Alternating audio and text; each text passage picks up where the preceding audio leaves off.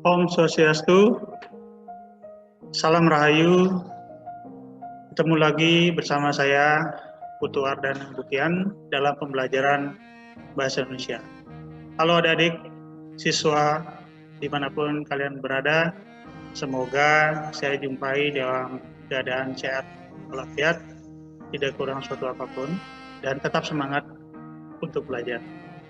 Adik-adik, pelajar dimanapun kalian berada, pada pertemuan kita kali ini kita akan membahas tentang menulis artikel opini.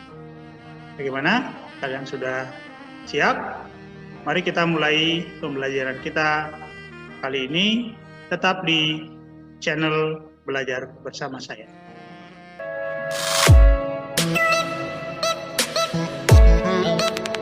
Baik, adik-adik pelajar, dimanapun kalian berada, kita akan mulai pembelajaran kita hari ini.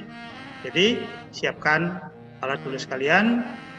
Kita akan mulai pembahasan tentang materi menulis artikel opini. Anak-anak, pada kesempatan hari ini ada beberapa hal yang akan kita bahas terkait dengan materi menulis artikel. Yang pertama, menyusun opini dalam bentuk artikel berkaitan dengan bidang pekerjaan. Kemudian yang kedua, mengonstruksi sebuah artikel berkaitan dengan bidang pekerjaan dengan memerhatikan fakta dan kebahasaan. Jadi, tujuan pembelajaran kita kali ini adalah siswa mampu menulis artikel dengan memerhatikan fakta, opini, dan kebahasaan. Jadi intinya setelah pembelajaran ini saya harapkan adik-adik bisa menulis sebuah artikel. Selanjutnya kita akan mulai dari definisi artikel. Mungkin adik-adik di pembelajaran di kelas-kelas sebelumnya sudah pernah dibahas apa itu artikel. Jadi kita mengingat kembali pembelajaran kita sebelumnya. Jadi artikel adalah tulisan yang berisi ulasan, mengandung sebuah fakta atau data, dan pendapat penulis berupa gagasan, ide, kritik, ataupun saran terhadap sebuah permasalahan yang berkembang di masyarakat. Jadi pada intinya, artikel opini merupakan sebuah ungkapan tulisan yang berisi solusi, pendapat, namun tetap mengedepankan kata data untuk mendukung tulisan atau artikel tersebut.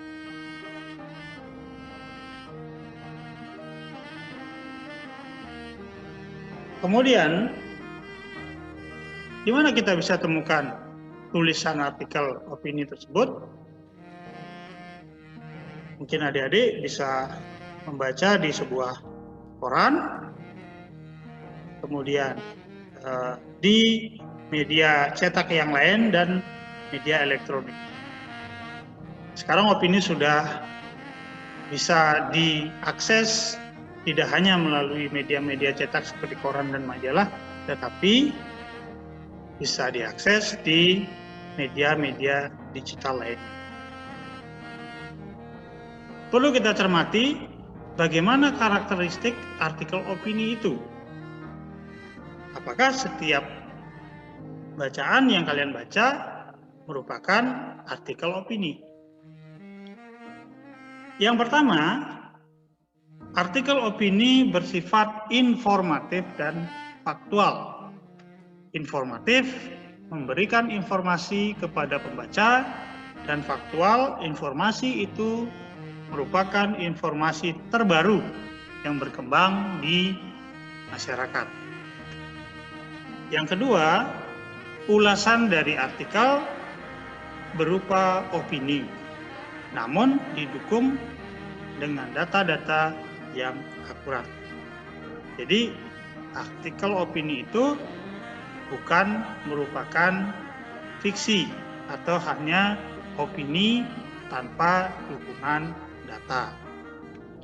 Yang ketiga, tulisan disajikan dengan singkat, padat, jelas, dan tuntas. Hal ini yang membedakan dengan artikel, misalnya artikel ilmiah. Jadi kalau artikel ilmiah itu tentunya disajikan dengan sangat detail dan berbeda dengan artikel opini yang singkat. Namun pada rambu-rambu yang tentunya berita yang disampaikan padat, jelas, dan tuntas. Kemudian yang berikutnya, tentunya artikel opini ini menggunakan bahasa baku yang logis. Logis dalam artian tidak mengandung makna lain, kemudian tidak bertentangan dengan etika penulisan.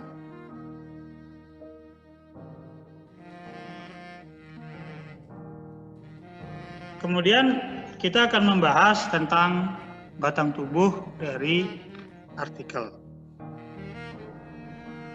Apa saja yang membentuk atau struktur dari artikel itu sendiri? Nah, sebuah artikel, baik itu artikel yang ilmiah maupun artikel opini, itu tentunya memiliki dua hal yang umum. Yang pertama, pasti memiliki struktur bagian artikel. Jadi artikel memiliki struktur penulisan yang pertama. Yang kedua, itu terkait dengan kebahasaan. Karena artikel ditulis tentunya menggunakan aturan-aturan penulisan yang baku. Kemudian yang membedakan dari artikel lainnya, artikel opini ini memiliki struktur. Yang pertama, itu ada tesis atau pernyataan awal. Yang kedua, ada argumentasi dengan tujuan memperkuat dari pernyataan-pernyataan opini. Kemudian yang ketiga ada pernyataan penegas yang bertujuan untuk menegaskan apa yang menjadi solusi atau pernyataan penguatan yang dipaparkan dalam artikel tersebut. Nah, tentunya di dalam struktur ini ada dua hal yang dimunculkan, ada pernyataan opini dan pernyataan fakta atau dukungan data. Sehingga sebuah artikel, sekali lagi, bukan merupakan tulisan fiksi, tapi sebuah tulisan yang bersifat analitis walaupun masih bersifat subjektif karena mengandung opini. Nah, bagian kedua dari artikel itu adalah kebahasaan, tentunya sangat berpatokan kepada Pedoman Umum Ejaan Bahasa Indonesia atau disingkat dengan PUEBI. Kalau yang dulu disebut dengan ejaan yang disempurnakan, sekarang istilah itu berubah menjadi Pedoman Umum Ejaan Bahasa Indonesia. Tentunya karena penulisan-penulisan artikel bersifat formal harus mengikuti aturan-aturan yang ada dalam PUEBI. Berikutnya satu persatu kita akan bahas struktur artikel itu bagaimana. Yang pertama, tesis itu adalah pernyataan atau pendapat, pernyataan pembuka tentang permasalahan yang dibahas. Kemudian yang kedua, argumentasi. Ini adalah pernyataan yang memperkuat opini yang dikemukakan penulis dengan mengemukakan data-data atau fakta sehingga analisis penulis terhadap permasalahan yang dibahas bukan hal yang bersifat subjektif fiktif, namun bersifat subjektif analitik. Yang ketiga, ini adalah pernyataan penegas pendapat. Jadi pernyataan yang menegaskan kembali atas argumentasi yang telah dikemukakan agar pembaca menjadi paham dan lebih yakin terhadap pendapat-pendapat yang disampaikan oleh penulis. Nah, selanjutnya, berkaitan dengan kebahasaan artikel, kita akan memperhatikan dalam penulisan artikel opini menggunakan bahasa atau kata baku. Tentunya berpedoman pada pedoman umum ejaan bahasa Indonesia. Kemudian yang kedua, memperhatikan kata rujukan. Kata rujukan ini penting dalam penulisan artikel opini. Apa saja kata rujukan tersebut? Kata rujukan bersifat personal. Menggunakan atau pilihan kata yang kita gunakan adalah beliau, mereka, pembaca, penulis. Jadi bukan menggunakan kata aku, kamu, Anda, dan sebagainya. Jadi yang dalam penulisan artikel ini menggunakan kata beliau, mereka, pembaca untuk menunjukkan kepada pembaca itu sendiri, kemudian penulis menunjukkan kepada diri penulis itu sendiri. Ya, misalnya menggunakan kata hal ini sudah dipahami oleh para pembaca. Itu yang harus diungkapkan, bukan hal ini dipahami oleh kamu. Itu dalam artikel opini, penulisan artikel opini itu tidak diperbolehkan. Kemudian yang kedua, itu penunjukan atau rujukan benda. Ini, itu, tersebut. Jadi kata tersebut itu menunjuk atau merujuk benda yang atau ungkapan benda yang sebelumnya disebutkan. Berikutnya, memperhatikan kata penghubung atau konjungsi. Ya, kata penghubung yang harus kita gunakan adalah kata penghubung yang sifatnya menata antar argumentasi. Jadi artikel opini merupakan artikel yang dominan opini, kemudian didukung dengan argumentasi-argumentasi data.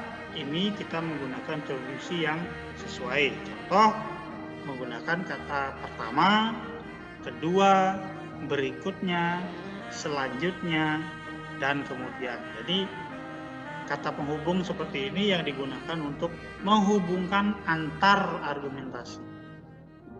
Kemudian konjungsi memperkuat argumentasi. Contohnya, selain itu, sebagai contoh, misalnya, padahal, justru, dan oleh sebab itu. Itulah konjungsi-konjungsi yang digunakan untuk memperkuat argumentasi. Kemudian yang terakhir, dalam kebahasaan, kita harus memvariasikan kosakata. Tujuannya adalah agar tulisan artikel kita menjadi menarik. Jadi kosakata yang kita gunakan harus sifatnya bervariatif.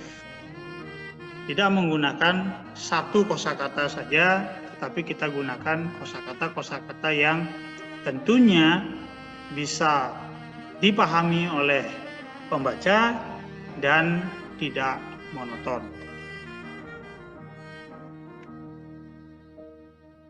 Baik, kita akan menginjak pada materi selanjutnya. Apa yang harus kita lakukan dalam menulis artikel?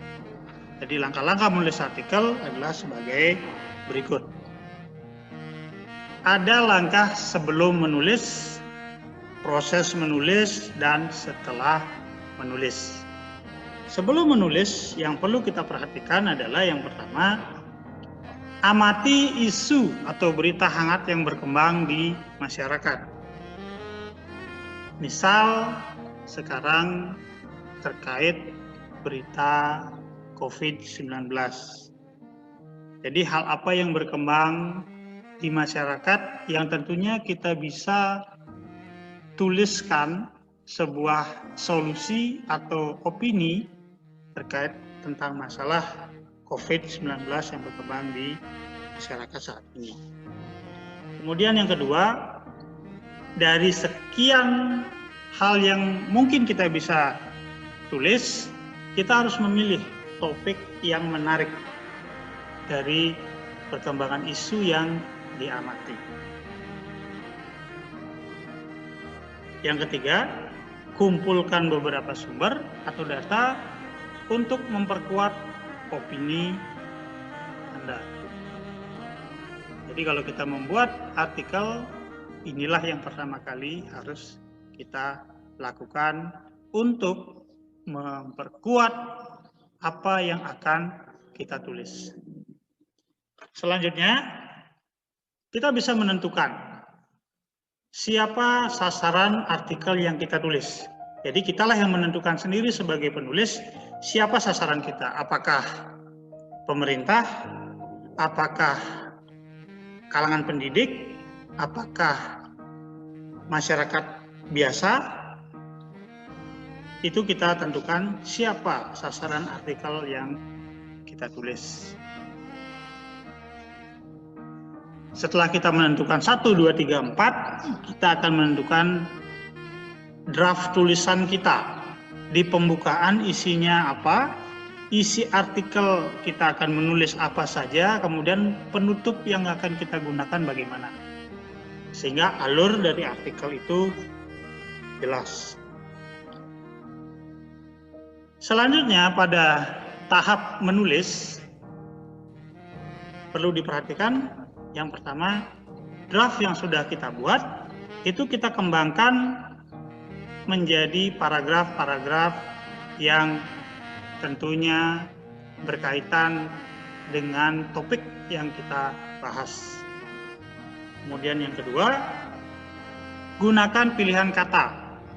Ini dari sisi kebahasaan, gunakan pilihan kata atau kalimat yang tepat dan tidak berbelit-belit.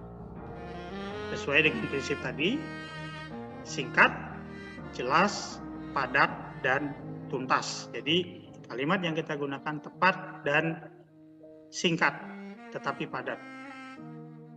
Kemudian selanjutnya, pembahasan tetap terarah pada masalah dan argumentasi mengacu pada solusi. Nah, inilah tujuannya mengapa kita menulis kalimat atau pilihan kata kita tidak berbelit-belit. Tujuannya agar pembicaraan kita terarah dan tentunya fokus pada apa yang akan kita berikan solusi. Kemudian pada akhir menulis artikel yang kita buat, kita tentunya harus membaca kembali.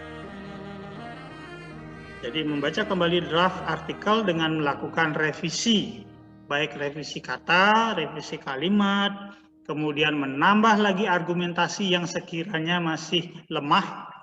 Namun dalam penambahan itu tetap memperhatikan kualitas isi.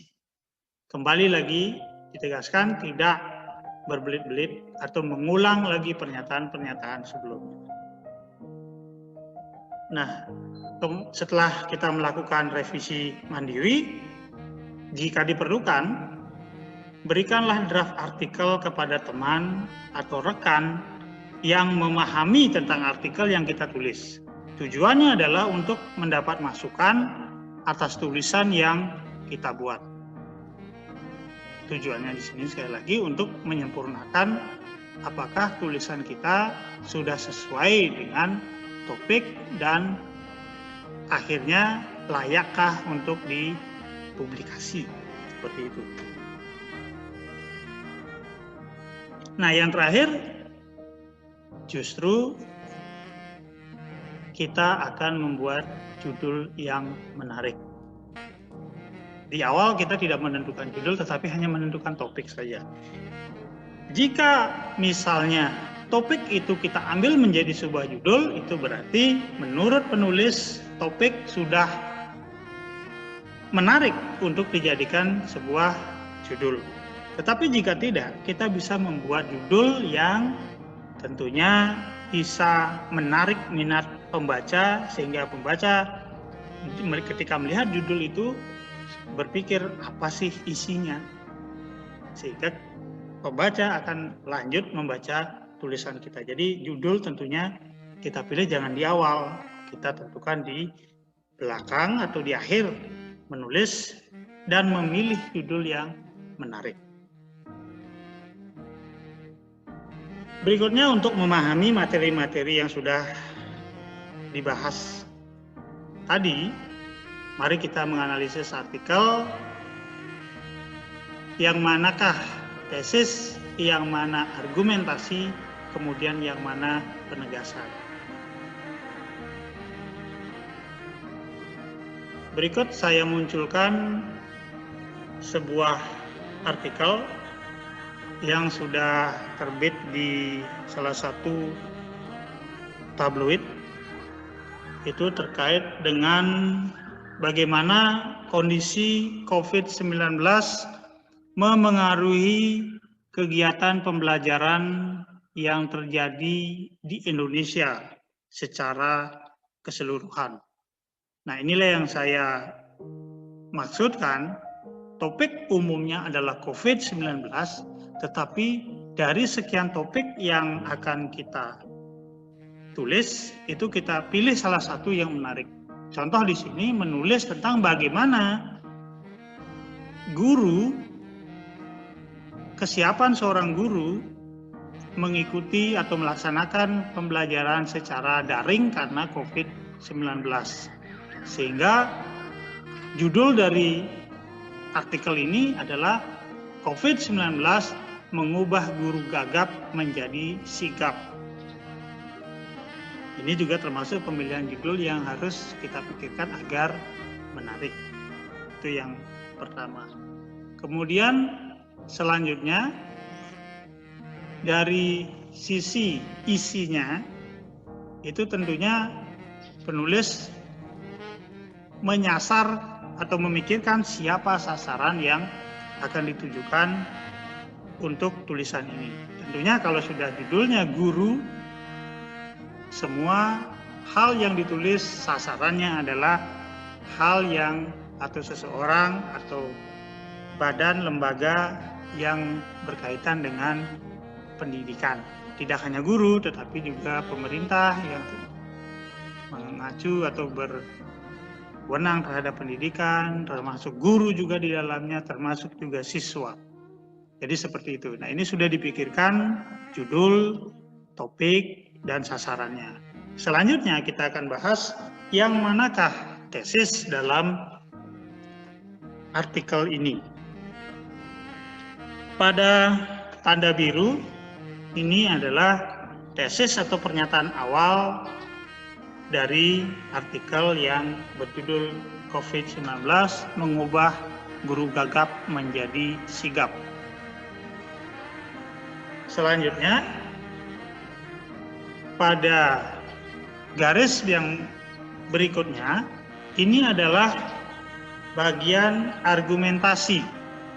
Karena pada bagian ini, penulis mengungkapkan opini penulis berkaitan dengan kondisi guru, kemudian bagaimana cara mengatasinya, kemudian pembuktian terhadap mengapa guru yang gagap sehingga menjadi sigap.